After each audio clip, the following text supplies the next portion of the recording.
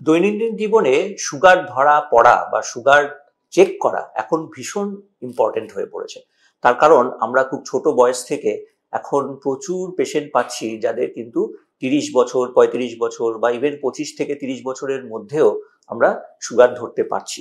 সুতরাং আমরা যেটা বলে থাকি যে আমাদের ইন্ডিয়ান ক্যাটাগরিতে অবশ্যই 30-এর পর থেকে, আইডিয়াল হলে ভালো হয় 20 থেকে, কিন্তু 30-এর পর থেকে অবশ্যই সুগার বাড়িতে দেখা উচিত। এবং সেটা দেখা উচিত বা একটা স্ক্রিনিং বাড়িতে না দেখলেও ল্যাবে স্ক্রিনিং করা উচিত, যে দেখা যে সুগার কত আছে। তার কারণ আমি যদি ইউকে বা ইউএস এর কথা বলি, সেখান থেকে প্রায় 10 বছর আগে কিন্তু ইন্ডিয়ান ক্যাটাগরিতে আমাদের সুগার আসার চান্স অনেক বেশি। তা আজকে আমরা এটা নিয়েই আলোচনা করব যে সুগার বাড়িতে আমরা কিভাবে মাপতে পারি। তো নমস্কার, আমি doctor Rajiv Sikdar, preventive medicine specialist. আজকে আমাদের আলোচনার বিষয় যে সুগার আমরা বাড়িতে কিভাবে মাপবো এবং মাপতে গেলে কখন আমরা কাকে ডায়াবেটিক স্ট্যাম্প করব আর কাকে বলবো যে আপনি নন ডায়াবেটিক। তা প্রথমেই বলি যে বিভিন্ন পেশেন্ট এসে আমাকে জিজ্ঞাসা করে যে বাড়িতে যে সুগার মাপার মেশিনগুলো পাওয়া যায় সেগুলোতে কি ঠিকঠাক সুগার দেখায়, এবং আমি তো কালকেই মাপলাম, যে আমি ল্যাবের থেকে টেস্ট করলাম আমার এলো 90, অথচ বাড়িতে টেস্ট করলাম দেখালো যে 120। সুতরাং মেশিন বোধহয় স্যার পুরো ভুল, এরকম ধরনের মেশিনে মেপে কোনো লাভ নেই, তাহলে আমরা ল্যাবেই টেস্ট করি। তা এই বিষয়ে আমি তাদেরকে একটা ছোট্ট কথা বলবো যে দুটোই কিন্তু ঠিক। তার কারণ আপনি যদি কোনো স্ট্যান্ডার্ডাইজড কোনো মেশিন, আইএসও ক্যাটাগরির মেশিন নেন যেটা গ্লুকোমিটার হিসাবে কাজ করছে আপনার বাড়িতে, সেটা কিন্তু আমাদের ক্যাপিলারি ব্লাড দেখে। এই ক্যাপিলারি ব্লাড এবং যেটা আমাদের ভেইন থেকে ব্লাড আমাদের যারা বিভিন্ন ল্যাব থেকে নিয়ে যায়, তা এই দুটোর মধ্যে কিন্তু একই রেজাল্ট কখনোই আসবে না। তার কারণ আমাদের যখন আমরা কোনো কিছু খাই তখন সেখান থেকে এটা যায় হচ্ছে আমাদের পাকস্থলী, সেখান থেকে অ্যাবজর্পশন হয় আরো নিচে ইলিয়াম থেকে, সেখান থেকে যায় রক্তের মধ্যে, হার্ট সেটাকে যখন পাম্প করে তখন কিন্তু সেটা গিয়ে পৌঁছয় প্রথমে ধমনী, তারপর সেখান থেকে আসে হচ্ছে আমাদের এই রক্তজালক বা ক্যাপিলারি, সেখান থেকে ফ্যাট এবং মাসেলস কিছুটা ইউটিলাইজ করে, তারপর যায় হচ্ছে আমাদের শিরাতে। সুতরাং আমরা যদি প্রথম সুগার দেখি ক্যাপিলারিতে সেটা একটু বেশি আসবে, এবং আমরা যদি ভেনে বা শিরাতে যদি সুগার দেখি সেটা একটু কম আসবে, এটাই স্বাভাবিক। আমরা যেটা বলি 15% আপনি ডিডাকশন করে নিন, মানে আপনি ক্যাপিলারিতে যেটা পাচ্ছেন আপনি ধরে নিন, মানে আঙুলে ফুটিয়ে যেটা পাচ্ছেন সেখান থেকে আপনার সুগার 15% কম ধরে নিন, যেটা আপনার শিরাতে আসতে পারে বা ল্যাবের রেজাল্টে আসতে পারে। এবার দেখে নিই যে আমরা সুগার কত হলে বা রক্ত শর্করা কত হলে তাদেরকে আমরা বলবো যে আপনি ডায়াবেটিক, আপনি প্রি ডায়াবেটিক এবং আপনি নন ডায়াবেটিক। তা আমাদের তিনটেই গ্রুপ আছে। একটা হচ্ছে নন ডায়াবেটিক বা স্বাভাবিক। স্বাভাবিক বলতে আমরা নর্মাল কাদের বলবো, এবং যারা এখন মোটামুটি যাদের সুগার আসার চান্স নেই তাদেরকে আমরা নর্মাল বলছি। আর প্রি ডায়াবেটিক যারা এক্ষুনি, যাদের সুগার টেস্ট করলে সামান্য বেশি বেরোচ্ছে এবং যাদেরকে আমরা বলবো যে আপনার সুগার আসার চান্স খুব বেশি, আপনি এখন থেকে লাইফস্টাইল মডিফিকেশন এবং খাওয়া দাওয়ার মডিফিকেশন করুন। আর আরেক ধরনের পেশেন্ট যাদেরকে অলরেডি আমরা বেশি সুগার পাচ্ছি তাদেরকে আমরা বলবো যে আপনি ডায়াবেটিক। এবার ধরুন আপনার রেজাল্ট গুলো কি কি হলে আমরা তাদেরকে এই স্ট্যাম্প গুলো করতে পারি। তা আমরা যদি এখন ফাস্টিং সুগার বা খালি পেটের সুগার দেখি, খালি পেট মানে হচ্ছে মিনিমাম আপনাকে 8 ঘন্টা খালি পেটে থাকতে হবে, আপনি কোনো সুগারের ওষুধ খাবেন না, তখন জল খেতে পারেন, কোনো খাবার খাবেন না। এই অবস্থায় আপনি যখন সুগার চেক করছেন, যদি আপনার সুগারের রেজাল্ট 100 মিলিগ্রাম পার ডেসিলিটারের কম আসে তাহলে আপনি বলতে পারেন যে আপনি নর্মাল। এবার যদি এটা 100 থেকে 125-এর মধ্যে আসে তাহলে এটাকে আমরা বলবো প্রি ডায়াবেটিক, মানে তার সুগার হওয়ার চান্স বেশি, এবং সেক্ষেত্রে আপনাকে অবশ্যই লাইফস্টাইল মডিফিকেশন শুরু করে দেওয়া উচিত।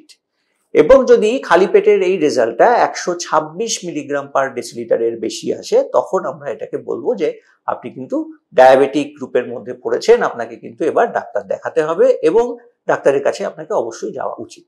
হচ্ছে আমরা যখন পিপি দেখি, পিপি মানে পোস্ট প্যারান্ডিয়াল। পোস্ট প্যারান্ডিয়াল মানে হচ্ছে আপনি যে খাবারটা খাচ্ছেন খাওয়ার 2 ঘন্টা পরে। এটা নিয়ে একটু সমস্যা আছে, সেটা আমি একটু পরে এক্সপ্লেন করে দিচ্ছি। যখন আমরা সুগার কারো নতুন ডায়াগনোসিস হচ্ছে এরকম যদি কারো সুগার দেখার কথা ভাবি, তাহলে আমাদের কাছে কিন্তু ফাস্টিং ব্লাড সুগার মানে খালি পেটে ব্লাড সুগারটা বেশি ইম্পর্টেন্ট। তার কারণ আপনি যে খাবারটা খাচ্ছেন সেই খাবারটা প্রতিদিন একরকম খাবার খাচ্ছেন না, এবং সেক্ষেত্রে যাদের প্রথম সুগার টেস্ট হচ্ছে তাদের নর্মাল খাবার খেয়ে সুগার টেস্ট করে তার পিপি দেখে আমাদের কিন্তু সুগারের ওষুধ দেওয়া সম্ভব নয়। সেক্ষেত্রে আপনাকে একটা নতুন টেস্ট করতে হয়, যেটা হচ্ছে একটা গ্লুকোজ টলারেন্স টেস্ট, যেটাকে আপনার ওরাল গ্লুকোজ টলারেন্স টেস্ট বা ওজিটিটি বলি। সেই ওজিটিটি কিন্তু আপনাকে ল্যাবে বসে তাহলে করতে হবে। মানে আপনি খালি পেটে ব্লাড দিয়ে দিলেন, তারপর একটা 75 গ্রাম গ্লুকোজ খেলেন, খেয়ে আপনি ওখানে 2 ঘন্টা বসে থাকলেন, 2 ঘন্টা পরে তারপর ব্লাড দিলেন, ব্লাড দিয়ে দেখলেন কত হয়েছে। এটা আইডিয়ালি নতুন যারা সুগার টেস্ট হচ্ছে তাদের করা উচিত, সুগার আছে কি নেই দেখার জন্য। কিন্তু এটা সত্যি কথা বলতে 2 ঘন্টা ল্যাবে বসে থাকা বা এই 75 গ্রাম গ্লুকোজ খেয়ে ওখানে বসে থাকা, এগুলো বেশ ঝামেলা। এই জন্য আমরা বলবো যে ফাস্টিং ব্লাড সুগারটা হচ্ছে বেশি ইম্পর্টেন্ট। এবার পিপির ক্ষেত্রে যদি আপনি ধরেন তাহলে কিরকম ভাবে আমাদের এই লেভেলগুলো আসবে সেটা আমি একটু এক্সপ্লেন করে দিই। যদি দেখা যায় যে পিপি মানে খাওয়ার 2 ঘন্টা পরের সুগার ভেনাস ব্লাড সেটা এসছে 110 mg/dl এর কম, তাহলে আমরা তাকে স্বাভাবিক বলবো। যদি এটা 140 থেকে 199 এর মধ্যে আসে তাহলে আমরা তাকে বলবো যে আপনি প্রি ডায়াবেটিক, মানে আপনার সুগার হওয়ার চান্স বেশি, আপনাকে লাইফস্টাইল মডিফিকেশন শুরু করে দেওয়া উচিত। আর যদি এটা 200-র বেশি আসে, 200 mg/dl এর বেশি আসে, তাহলে আমাদের অবশ্যই ধরে নিতে হবে যে আপনি কিন্তু ডায়াবেটিক রেঞ্জের মধ্যে পড়ে গেছেন, আপনাকে কিন্তু এবার ওষুধ খাওয়া উচিত। আরেকটা আমরা দেখি সেটা হচ্ছে random blood sugar. Random blood sugar মানে হচ্ছে আপনি দিনের যে কোনো সময় খাওয়ার টাইমিং এর নিরপেক্ষে, মানে ধরুন আপনি 1 ঘন্টা আগে খেয়েছেন কি 3 ঘন্টা আগে খেয়েছেন কি 4 ঘন্টা আগে খেয়েছেন, যেটাই হোক না কেন, সেইটার হচ্ছে আমাদের র্যান্ডম ব্লাড সুগার, মানে যে কোনো সময়। সেইটার একটা রেঞ্জ আমি বলে দিই, সেটা খুব ইম্পর্টেন্ট। তার কারণ যখন তখন যদি ব্লাড সুগার আপনার প্রথমে মাপা হয়, আপনি কিভাবে বুঝবেন যে আপনি কোন গ্রুপের মধ্যে পড়ছেন। তা এক্ষেত্রে 80 থেকে 140 মিলিগ্রাম/ডেসিলিটারের মধ্যে যদি আপনার সুগার থাকে, আপনি ধরে নিন আপনি হচ্ছেন নর্মাল। 140 থেকে 199 এর মধ্যে থাকলে আপনি প্রি ডায়াবেটিক, এবং যদি 200-র উপর বেরোয় তাহলে অবশ্যই আপনি ডায়াবেটিক রেঞ্জের মধ্যে পড়তে পারেন। সেক্ষেত্রে কিন্তু আপনাকে যেটা প্রথমে বললাম, মানে ফাস্টিং ব্লাড সুগার বা আপনার এপিপিবিএস এটা করাতে হবে, মানে খাওয়ার পরেরটা করাতে হবে। তা এটা ছাড়া আমরা সুগার ডায়াগনোসিসের আরেকটা জিনিস দেখি, যেটাকে আমরা বলি গ্লাইকোসিলেটেড হিমোগ্লোবিন। এবার ধরুন আপনি হয়তো আপনি নিজেই বাড়িতে টেস্ট করেন, টেস্ট করে আপনি দেখছেন যে আপনার একটু বেশি বেশি আসছে। এবার ভাবলেন আপনাকে ডাক্তার দেখাতে হবে, তা বেশি বেশি আসছে ভেবে আপনি বেশ 3-4 দিন ধরে ভালো রকম ডায়েটিং শুরু করলেন, খুব মিষ্টি জিনিস খাচ্ছেন না, কম কম খাচ্ছেন, খেয়ে আপনার একটা ফাস্টিং আর একটা পিপি ল্যাব থেকে করালেন, সেটা নর্মাল এলো। তাহলে ডাক্তারবাবুর কাছে নিয়ে গেলেন, বললেন যে আমার এই রিপোর্ট আছে, আমাকে কি ওষুধ শুরু করতে হবে?